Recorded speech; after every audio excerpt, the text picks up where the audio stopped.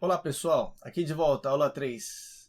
Vamos lá, vantagem, ainda continuação das vantagens do consumo da carne, para ficar bem fundamentado, porque afinal a ideia é que a gente se justifique e justifique eventualmente aos outros quando a gente achar necessário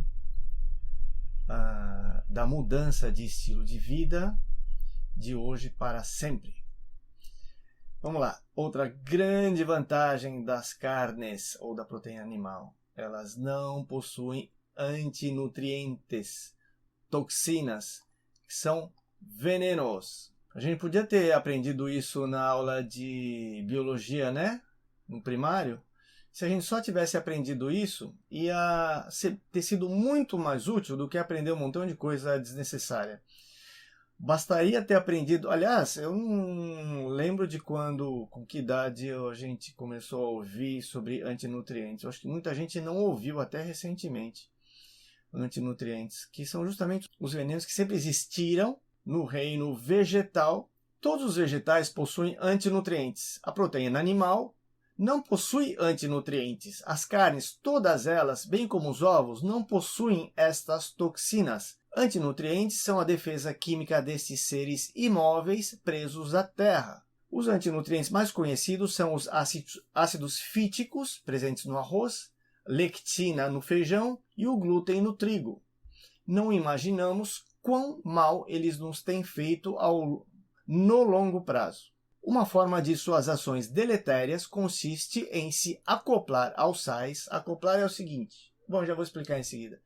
Com isso, dificulta a sua passagem pelo tecido digestivo, impedindo de nutrir. Isso ativa o sistema imunológico, gerando diversos sintomas de curto prazo, como azia, diarreia, enxaqueca, e no longo prazo, diabetes, fibromialgia, síndromes metabólicas, pedras nos rins, além de outras doenças crônicas, neurológicas e autoimunes. Esse processo é denominado desmineralização.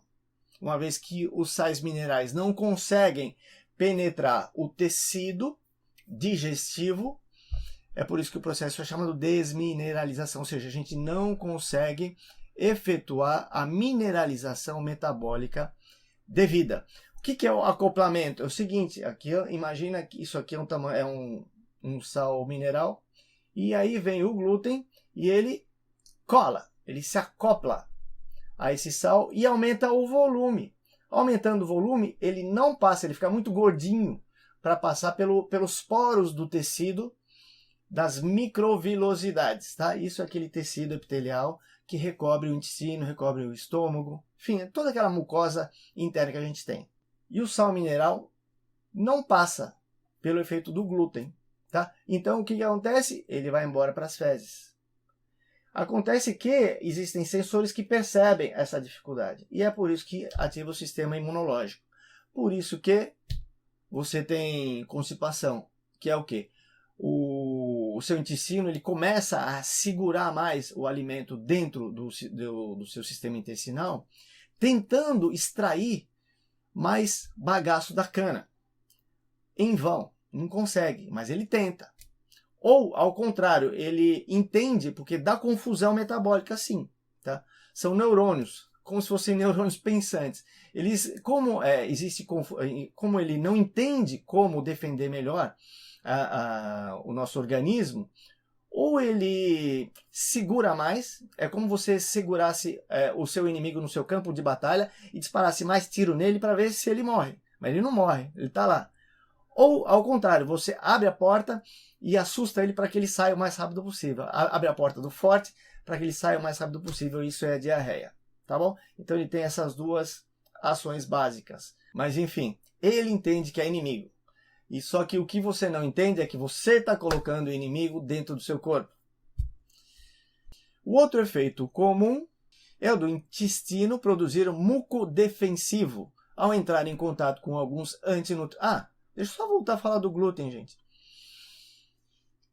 Você já viu o pizzaiolo fazer massa de pizza, né? Sabe aquela elasticidade que dá? É o glúten. É bonito, né? O glúten sob fogo ele fica crocante. Gostoso, né? Pois é, acontece que uma das características do glúten é justamente a de adesão. Ele cola, ele funciona como cola. Então ele justamente cola, é o que eu acabei de falar, ele cola nos sais minerais, impede que os sais minerais caminhem em direção à corrente sanguínea, para fazer o trabalho que precisa de nutrição. Tá? Então, no momento que ele cola, ele deixa inutilizado aquele sal mineral, que deveria ser aproveitado pela gente. É por isso que pessoas, às vezes até pessoas fortes, pessoas relativamente saudáveis, têm anemia, falta de ferro. O glúten gruda no ferro, não deixa passar. Certo? Eu tenho a impressão que o arroz acontece a mesma coisa, tá? Ácido fítico no arroz. Vocês já viram, a gente conhece bem o arroz aqui no Japão, o mochi. Ele também é bem elástico, né? Provavelmente ele gera o mesmo efeito do glúten. Então, o ácido fítico ele se acopla aos sais e também dificulta o bom aproveitamento desses sais minerais no nosso corpo. Por isso que fica faltando energia, vitamina, etc, etc. Tá bom?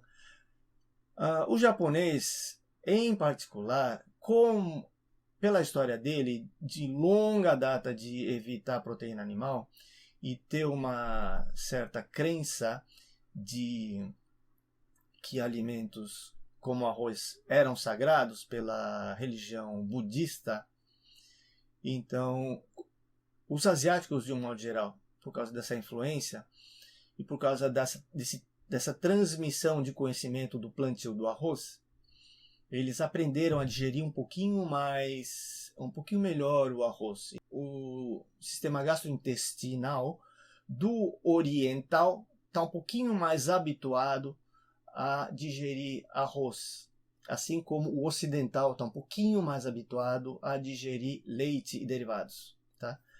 Por isso que quando o oriental come leite, gera mais câncer aqui no ovário, e quando o ocidental come mais arroz, também gera mais reações inflamatórias para o ocidental. É uma questão de adaptação genética, né? Demora muito tempo e conforme o tipo de alimentação ancestral que a gente vem consumindo, não digo ancestral, mas enfim, de alguns séculos que a gente vem consumindo, o corpo ele vai gradativamente se adaptando àquela cultura.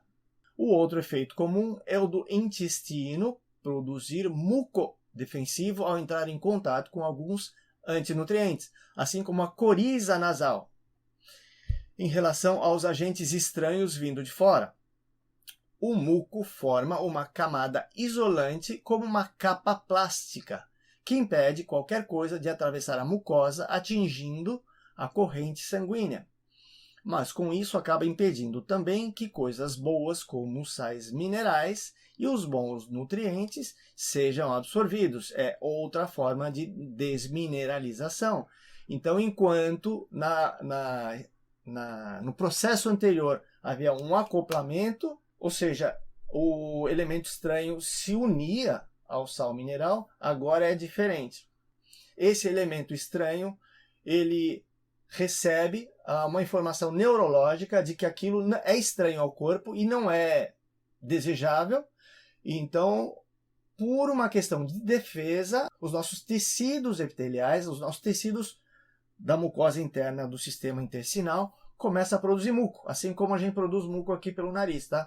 A coriza.